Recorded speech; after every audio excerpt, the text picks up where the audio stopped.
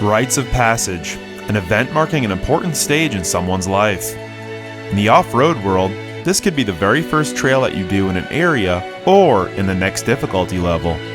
This is Rites of Passage, Episode 4, Central Colorado, Red Cone.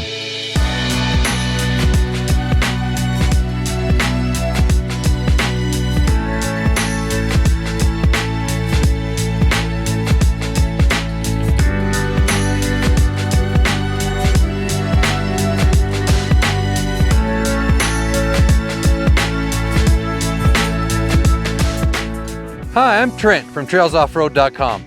Today we're in the Colorado High Country, about 2 hours west of Denver, not far from Breckenridge. Now when I talk to people about Central Colorado trails, there's one name that always brings a smile and a great story: Red Cone. I ran this trail for the first time in 2001 in a stock Ford Explorer. Now the trail's gotten a lot harder since then, but the sense of adventure has only grown. The views from the top are second to none, and then there's that infamous descent. But first, let's talk about how we got up Red Cone. Then we'll talk about how you get down. Start your adventure by heading south on Highway 285 out of Denver for about an hour. Right before you get to Kenosha Pass, you will see a turn for County Road 60 with a sign for Webster Pass and Red Cone. Take this road about 5 miles to the Trailhead.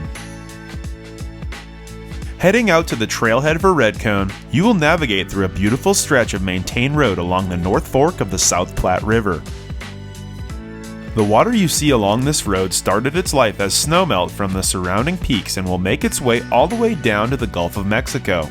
The terminus for this cool, clean, and crisp Rocky Mountain water is the Mississippi River Delta, just over 2,500 miles from where it began. There are great camping opportunities just before the trailhead. One of the offshoots is a trail called Beaver Creek. This trail has some phenomenal designated camp spots large enough for several vehicles. Many of these spots are nestled in the pine trees and make a great place to get a good night's rest. This is a good option for getting an early start, which you may want to consider as Red Cone can get busy on the weekends. We spent the night here enjoying the sounds and smells of rain permeating the surrounding forest, and woke up in the morning to go meet two of our great friends before starting off on this iconic trail. Good morning! Good morning! How are you this morning? Good to see you again. Did you guys get rained on last night? Maybe some.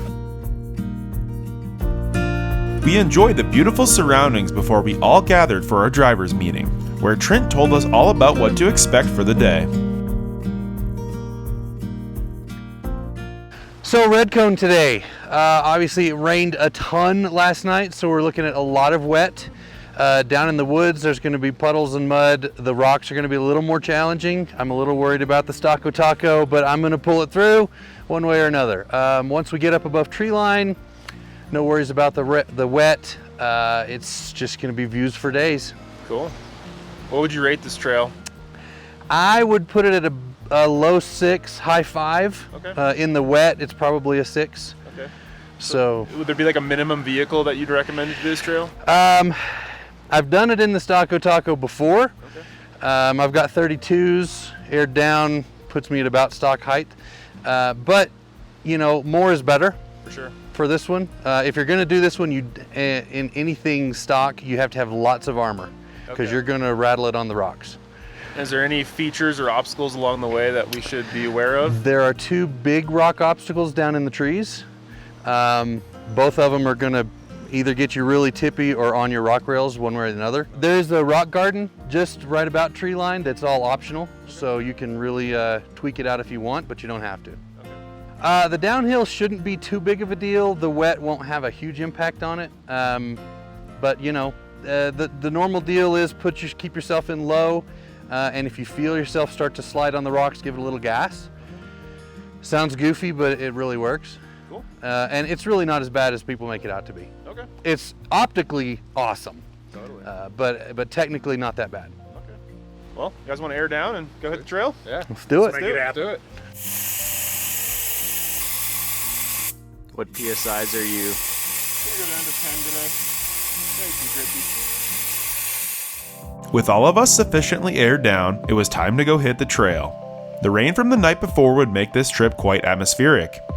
The sounds of the tires splashing through the puddles, the smell of the earth that had just absorbed all of that rainwater, and the clouds lingering just overhead. Wheeling in the rain is a cherished experience here in Colorado, as it is typically a very dry state. As you continue up to the trail, you will see signs reminding you that your passenger car will not cut it. Redcone will test a stock rig. 33-inch tires are a safe bet, as some of the obstacles require a bit of clearance. Redcone was adopted by the Mile High Jeep Club some time ago, and they do a very good job keeping this trail in optimal shape.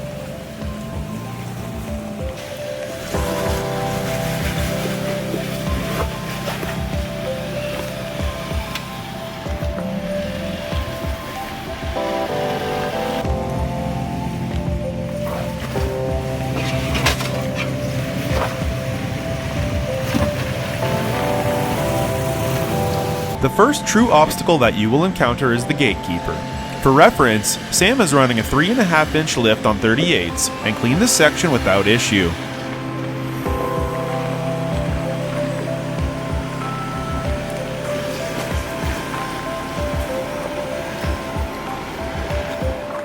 Trent is running a stock lift with 32-inch tires. Being the experienced wheeler that he is, he decided to get out and scope the line choices. So right on this, basically right on this tree root, because that's where I figured. You lean into your door. Yeah. Yeah. I can spot you right up that, no problem. If you are in a less built rig, lockers might help give you the extra bit of traction your vehicle needs to get over this obstacle.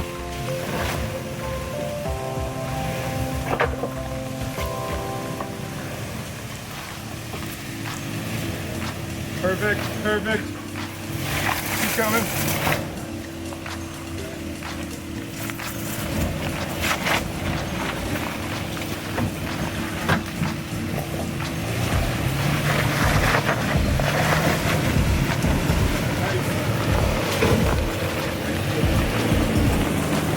The armor.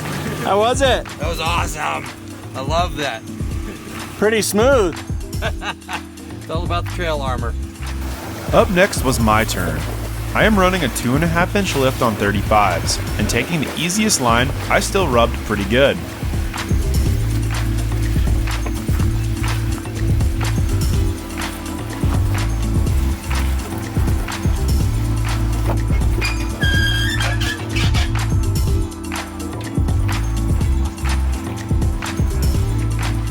Tim is running a 3.5-inch lift on 37s, and took a moment to give the younger guy some grief.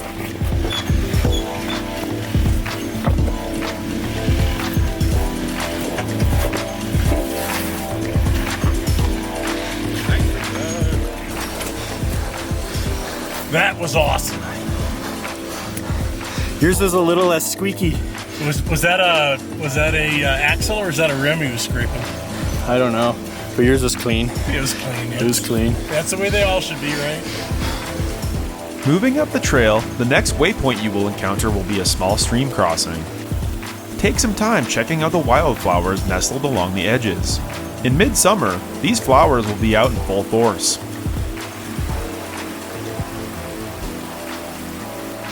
Just after the stream crossing, prepare for a few tight turns and a lot of rocks. As we get into these twisty parts, look out for the tree roots on the side. They'll really reach out and tag you.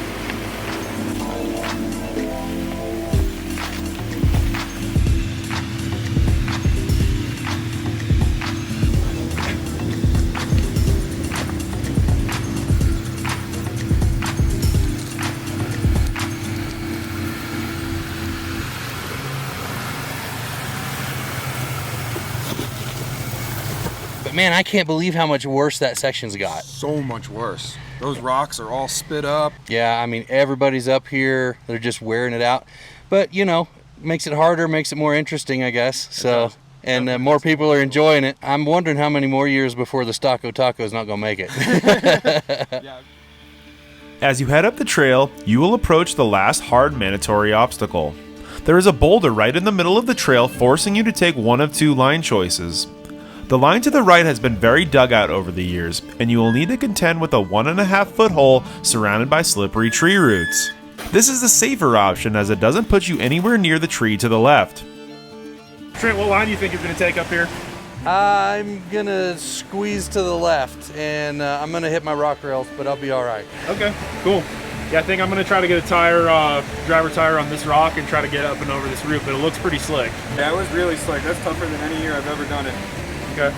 Yeah, the problem is if you slide off of this because of the wet, you're gonna hit this hole, and there's no getting out of that. You just have to back up. Yeah.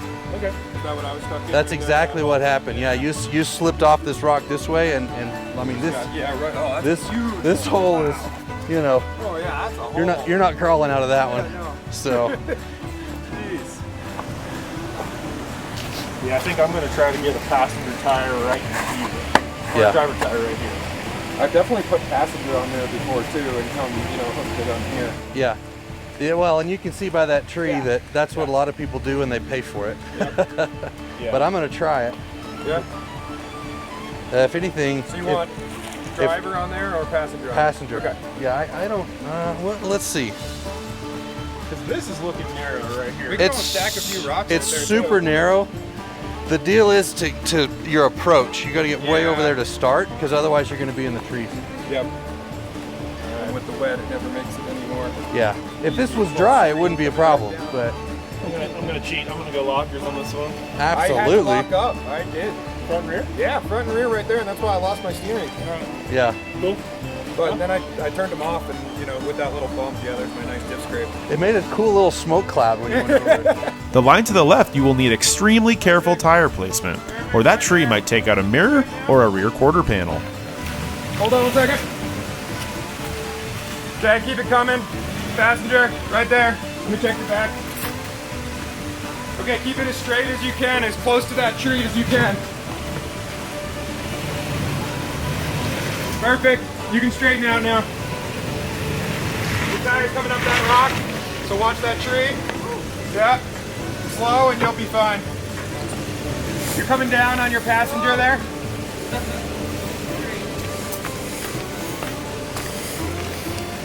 You're about to come down on your passenger. Trent, I would back up a hair, and yeah, I'd go back up a hair. You can go back up just a hair. Just be careful, you're on that rock. Yep. Right there. Now come hard to me. Yep. Right there. Very slow.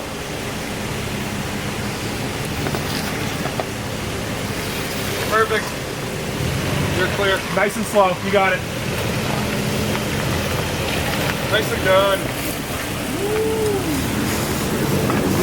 Yikes! That one almost got me. What was going through your head? Body damage. I didn't hear any squeaking or scratching. No, we made it, but it was this close. Up next was my turn. I wanted to clean this line with as little issue as possible, so I put on my front and rear locker and climbed right up and over.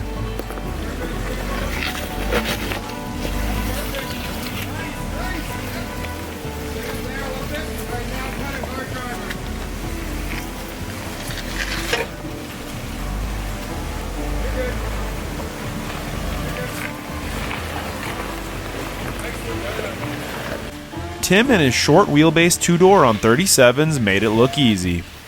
Perfect. Nicely done. Start cutting driver. Perfect. You're good. With the hardest section of this trail out of the way, we made our way up a beautiful stretch of forest with a tranquil stream, lined with wildflowers of every color imaginable.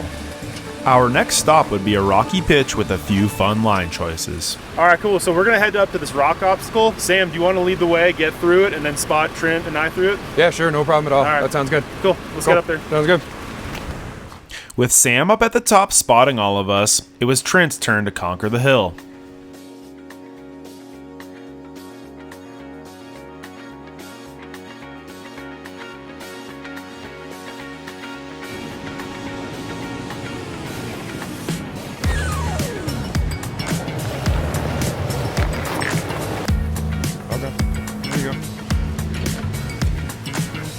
Right there. Straighten out. That's perfect. Yeah. Nice and slow. Your rear tire is about to come up. Yeah. Nice.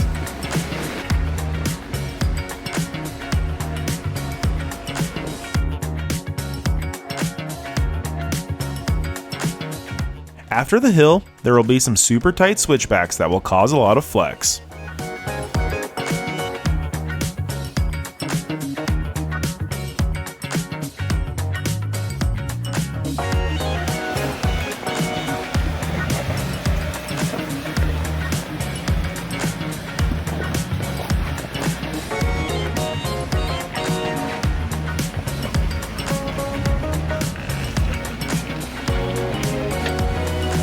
So we're at the top of the switchbacks. The switchbacks are awesome. Weaving through the trees, undulating, lots of flex. It's a great ride.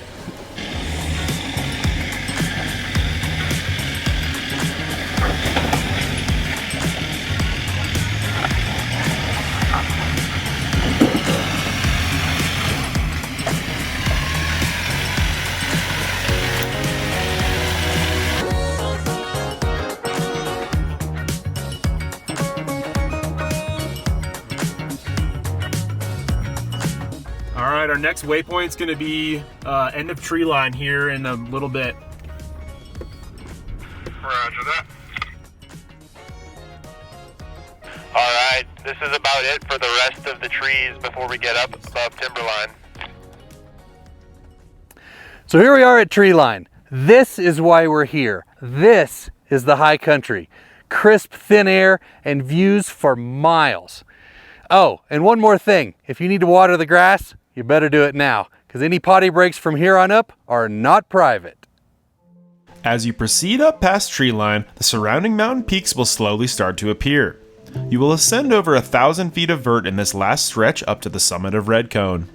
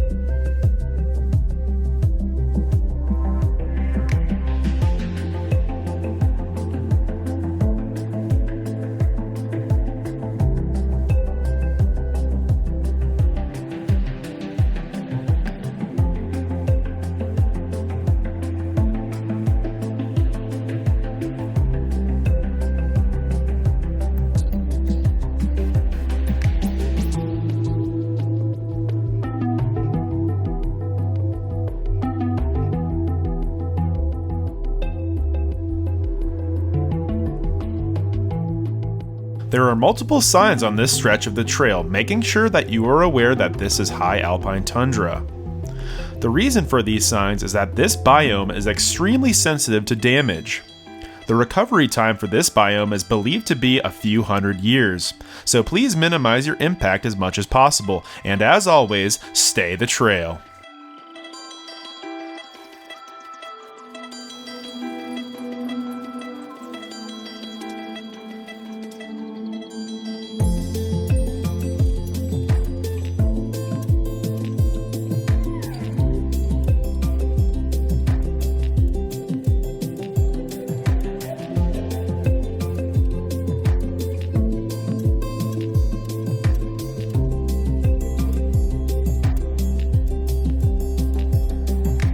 As you begin to near the summit, you will start to notice the color of the exposed rock.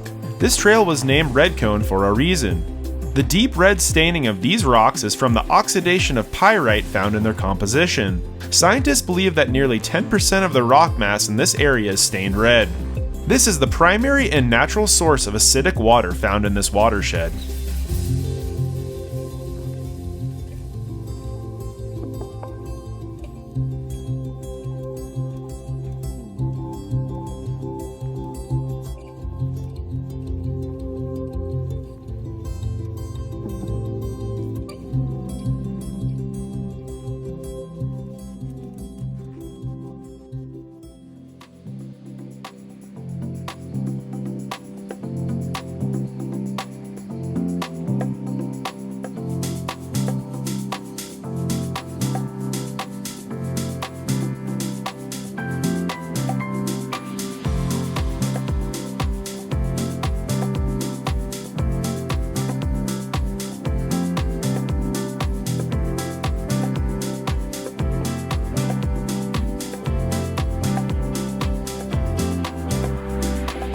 For the last pitch up to the summit, you will be ascending up a narrow ridge. With your blood pumping, hold on tightly to the steering wheel and make no sudden movements. This is not a good place for driver error.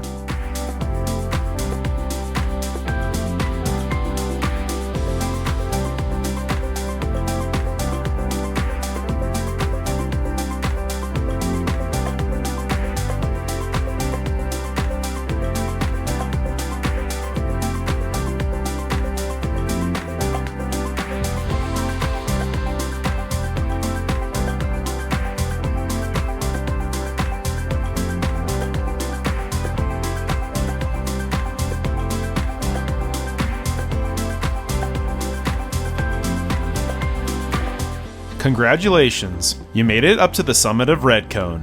There is enough room for about 10 or so vehicles to park up here. Take in all of your surroundings of this amazing area.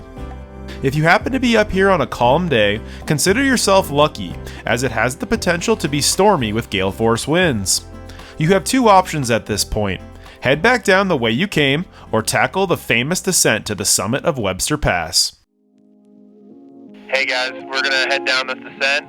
Make sure you don't lock up your brakes. Just put it in a low gear and let the transmission do the work. Man, did you guys drop into that hole off of the summit right there? All I could see out my windshield was dirt. I think I chewed a hole in my seat cover. The descent of Red Cone has a track record for being one of the scariest descents in Colorado. If you are a newer driver, whatever you do, do not rely solely on your brakes. You will want to use 4 low in conjunction with the gearing in your transmission to safely descend down this pitch. Use your brakes sparingly, as one slip of your tires could be catastrophic. You will descend 700 feet in less than 3/4 of a mile. It is extremely steep in spots, enough to make your seatbelt lock up and unsecured items fall onto the floorboards.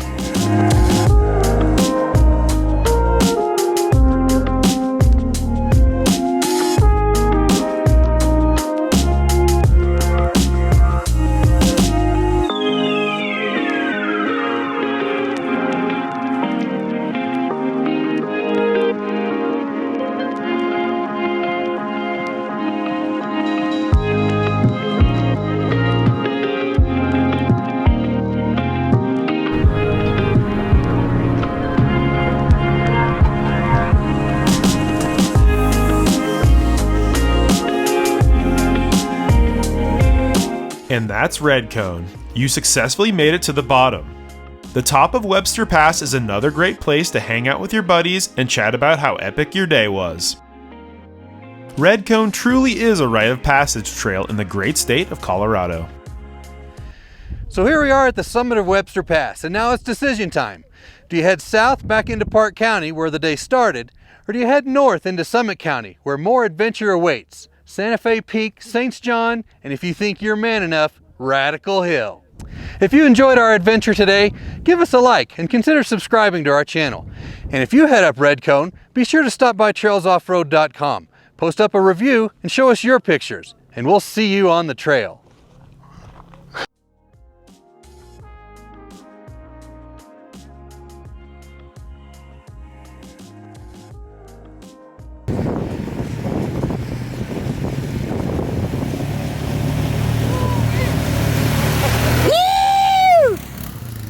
Get down, get down, get down, get down. This is Trent with Trailsoffroad.com. We're in the Colorado high country today. When I talk to people about the central Colorado mountains, one trail that always brings a smile to the face and a great story is Red Cone. I'm gonna lose my hat.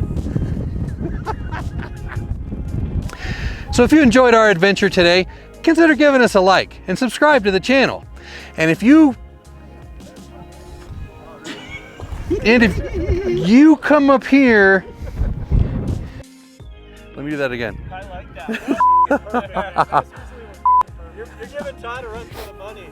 You hear that, Todd? All right, do one more time.